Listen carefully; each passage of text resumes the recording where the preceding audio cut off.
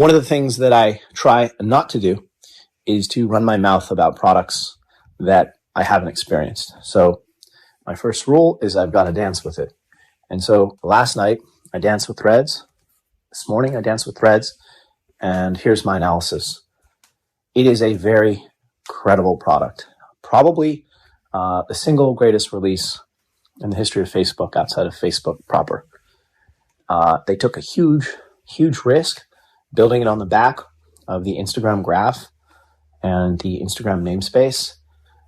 And that medium, as we all know, is mostly visual. This is a text medium, so I'm sure there was some internal debate there, but I feel like they've crossed that chasm quite well.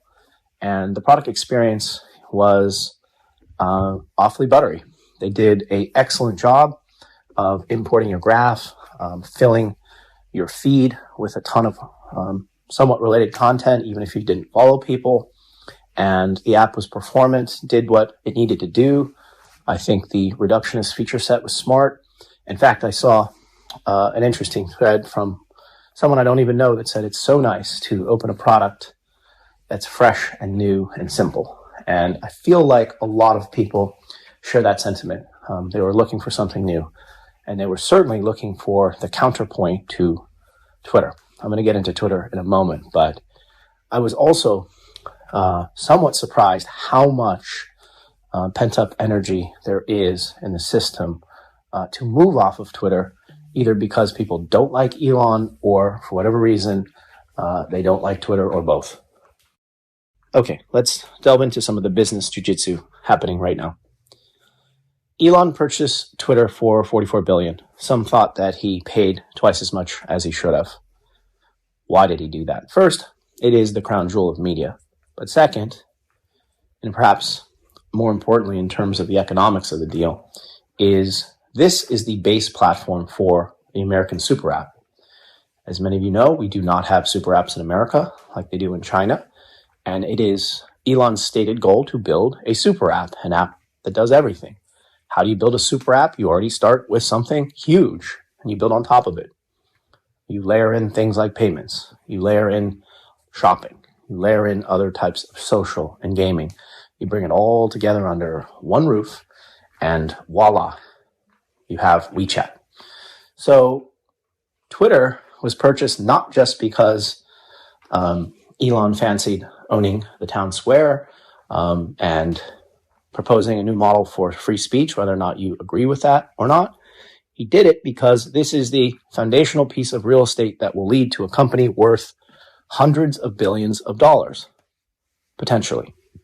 So why do you take a company private? You take a company private so you can reorganize the key aspects of the business, product, technology, ops, etc., in a somewhat quiet fashion, and get things back on rails so you then can take the company public once again. This is what private equity does. This is what Elon is doing with Twitter.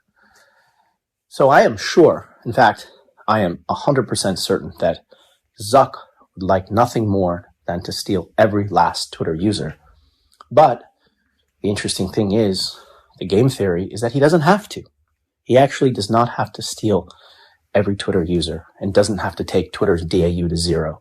All he has to do is take the wind out of the sails of the Twitter growth story and turn Twitter's 18-year-old app into something that feels like Yahoo. Remember, at one point, Yahoo was worth almost $50 billion and was taken private at $6.5 billion.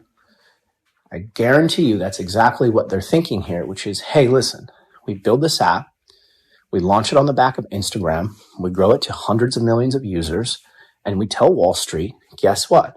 There's a new player in town. But it's not all about them. That's the most important thing. A lot of this is about what it does and how it impacts the Twitter super app growth story. If Twitter doesn't have growth, if there's another player in town stealing market share, the super app story dies. If I'm Elon, I'm 100% focused on keeping the top creators on Twitter put.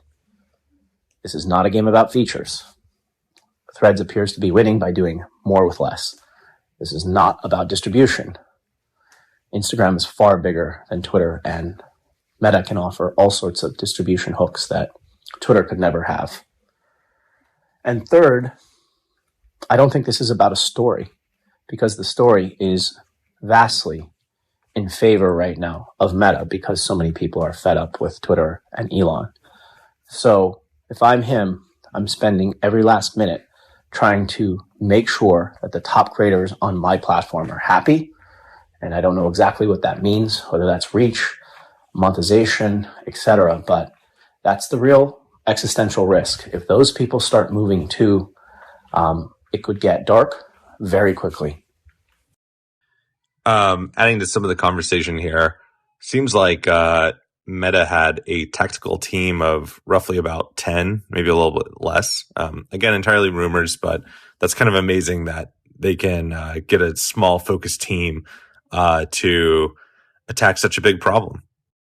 What folks may not know is that Instagram actually had another app called Threads, which was a lightweight DM client for Instagram that was just a pleasure to use. It was full of craft and love. And it was a team of some of the best folks at Instagram who, Instagram wanted to retain. And they were like, go explore this,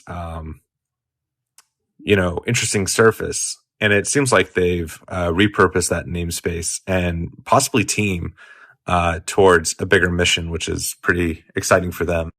The app is super clean. Though I think that the content and the graph are so disjoint from Twitter, it's going to be interesting to see how it all shakes out.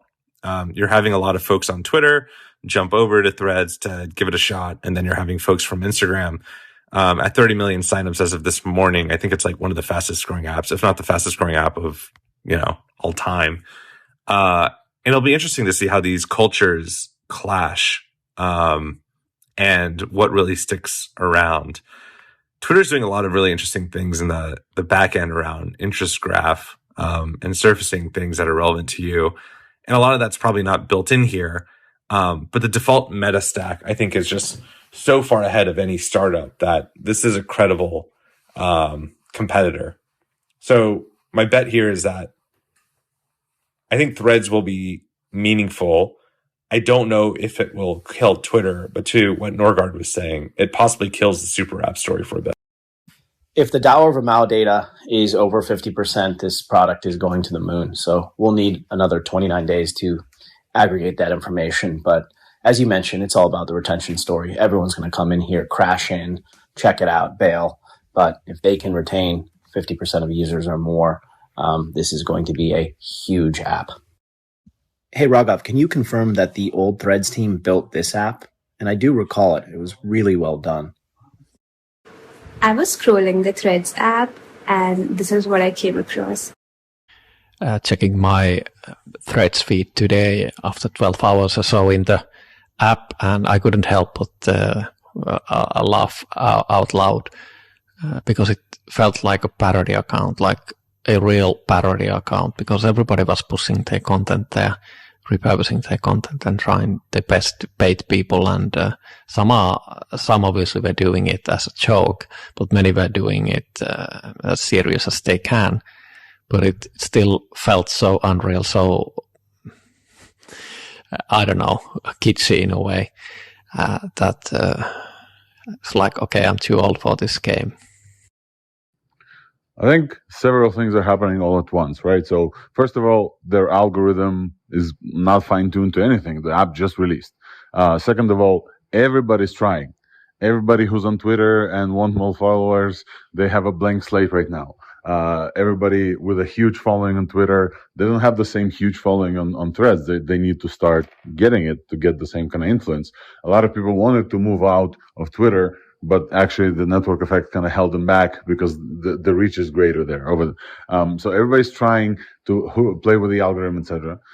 They did say that the follow feed, like only the threads from people you actually follow is coming. And so that will be different because then you will actually choose what you want to read versus the algorithm chooses for you. I think all of this is very interesting. Also, everybody on Twitter and on Threads and on Blue Sky is talking about Threads and Twitter and Blue Sky. Barely Blue Sky though. So Threads seems to have if Twitter is the first, then Threads now is the second. Blue Sky and Mastodon, nobody really goes there. As far as I see, those are ghost towns. Wow, so supposedly Twitter is suing Threads now. Looks like the context behind this Zuckerberg versus Musk fight is starting to make a little bit more sense, huh?